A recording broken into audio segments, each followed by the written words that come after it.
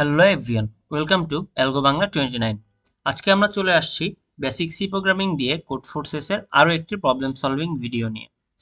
এর আগে বলে রাখি, যারা আমাদের আগের ভিডিওগুলো দেখেননি, জানেন না কিভাবে কোড ফোর্সে প্রবলেম সলভ করতে হয়, তাহলে তারা আমাদের এই প্লে লিস্টের সবগুলো ভিডিও দেখে নেবেন। আর এই প্লে লিস্টের প্রথম ভিডিওতে দেওয়া আছে কিভাবে কোড ফোর্সেসে অ্যাকাউন্ট করতে হয় অথবা প্রবলেম সলভ করতে হয়। তাহলে আর দেরি না করে আজকের প্রবলেম সলভিং ভিডিওটা শুরু করা যাক। আজকে আমরা যে প্রবলেমটা সলভ করব সেটার নাম হলো ডমিনো পিলিং। এটা কোড ফোর্সেসের 800 রেটিং এর একটা প্রবলেম। আচ্ছা, তাহলে দেখা যাক যে আজকে প্রবলেমটাতে কি বলা হয়েছে। আচ্ছা, you are given a rectangular board of m into n squares. তাহলে আমাকে কি দেওয়া আছে, আমার কাছে একটা চতুর্ভুজ দেওয়া আছে এম ইন্টু এন স্কোয়ার শেপের। ঠিক আছে। Also you are given an unlimited number of standard domino pieces of 2:1। তার মানে ওই যে শেপটা দেওয়া আছে আমার, সেই শেপটা ফিল করার জন্য আমার কাছে কি আছে, 2:1 সাইজের অনেকগুলা ডমিনো পিসেস আছে, মানে পাজেলের মতো বলতে পারি আমরা। আচ্ছা, you are allowed to rotate the pieces, you are asked to place as many dominoes as possible on the board. আচ্ছা, ঠিক আছে। তাহলে আমরা কি বুঝলাম, আমাদের মেইন প্রবলেমটা যা আমাদের একটা বোর্ড দেওয়া থাকবে, এটা কি m:n,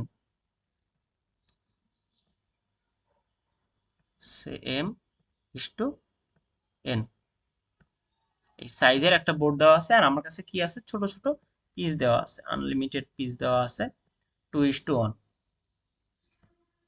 2:1। আমি চাইলে কি করতে পারবো, এই 2:1 কে আমরা রোটেট করে 1:2 করে নিতে পারবো। ঠিক আছে। তার মানে আমার কাছে একটা পিস আছে, আমি এটা যে কোনো ভাবে রোটেট করে কি করব, এখন এই বোর্ডের ভিতরে দিব। এই বোর্ডের ভিতরে দিয়ে এই বোর্ডটাকে পুরা ফিল করে ফেলতে হবে, পুরা ভরে ফেলতে হবে। এই হলো আমাদের আজকের প্রবলেম।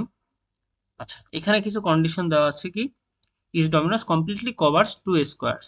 তাহলে এই যে যে ডমিনোস দেওয়া আছে, যে পিসগুলা, এগুলা মোটামুটি স্কোয়ার, মানে দুইটা স্কোয়ার হিসেবে ইউজ করা যাবে।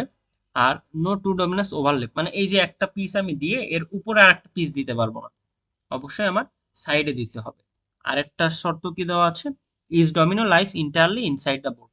তার মানে এই সবগুলা পিস আমার বোর্ডের ভিতরেই থাকা লাগবে, বোর্ডের বাইরে গেলে কিন্তু হবে না। তাহলে আমার প্রশ্নটা হলো, find the maximum number of Domino's which can be placed under this restrictions. তার মানে এই যে এই আনলিমিটেড পিসের কতগুলা দিয়ে আমি একটা বোর্ড পুরাটা ভরে ফেলতে পারবো, এটাই আমার আজকের কোশ্চেন। ইনপুট হিসেবে কি নিব, ইনপুট হিসেবে দুইটা ইন্টিজার নেওয়া যাবে, এম আর এন, বোর্ডের সাইজ হিসেবে।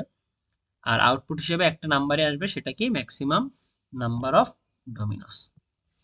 আচ্ছা, এখানে ইনপুট দেওয়া আছে কি 2 4, মানে আমি ধরলাম 2:4 দেওয়া আছে। আর আউটপুট হিসেবে আছে 4।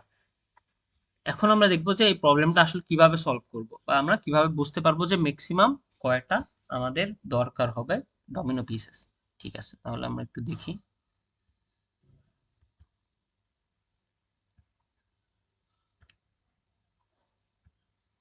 আচ্ছা, তাহলে প্রথমেই চলে আসি যে আমার একটা বোর্ড দেওয়া আছে m:n। এখন বিষয় হলো যে যেখানে আমার m:n সাইজের একটা বোর্ড দেওয়া আছে, তার মানে কি আমি খুব সহজে এর ক্ষেত্রফলটা বের করে ফেলতে পারবো। কারণ এই যে যে পুরা জায়গাটা, এই যে যে পুরা জায়গাটা, এই জায়গাটা কি এই বোর্ডের ক্ষেত্রফল। তাহলে আমি যদি এই পুরা ক্ষেত্রফলটাকে, আমার যে পিসটা দেওয়া আছে 2:1 এর যে পিসটা আমার কাছে দেওয়া আছে ডমিনো পিস, তাহলে এই ক্ষেত্রফল, এর পুরা ক্ষেত্রফল দিয়ে এর ক্ষেত্রফল দিয়ে যদি আমি ভাগ করি, তাহলে আমার মোটামুটি যে কয়টা আসবে সেটাই তো আমার এই কি বলে টোটাল পিসের সংখ্যা, তাই না? তাহলে আমরা আরেকটু দেখে নেই, যে আমি ধরি এম এর মান আমার 4, এন এর মান 2। ঠিক আছে, তাহলে এর ক্ষেত্রফল কত, 8। ওকে, তাহলে এর ক্ষেত্রফল হলো 8। আর আমার এই যে 2:1 যে পিস আছে, এটা যদি আমি রোটেটও করি তাহলে কি হয়, 1:2 হয়, 1:2 হয়। তাহলে 1 × 2 অথবা 2 × 1 যে কোনো মাপের যে পিসটা আমার কাছে আছে এটার ক্ষেত্রফল কত হবে? 2 হবে।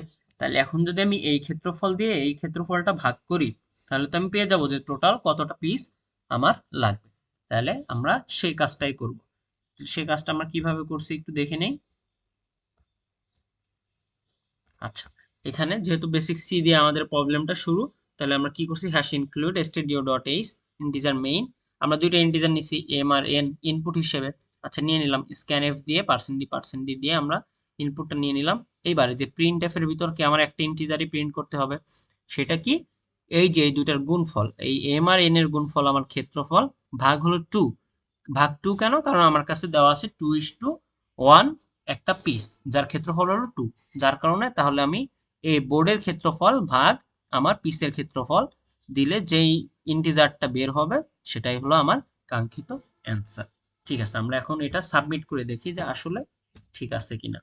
প্রবলেমটা আসলে সহজই ছিল, শুধু আমাদের প্রবলেম সেটটা পড়ে বোঝার দরকার ছিল যে আসলে আমাদের কি দরকার। ঠিক আছে, আমরা এখন একটু সাবমিট করে দেখি যে আসলে আমাদের লজিক ঠিক আছে কিনা।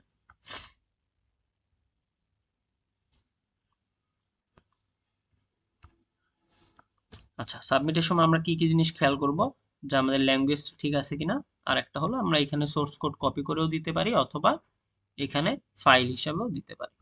সাবমিট।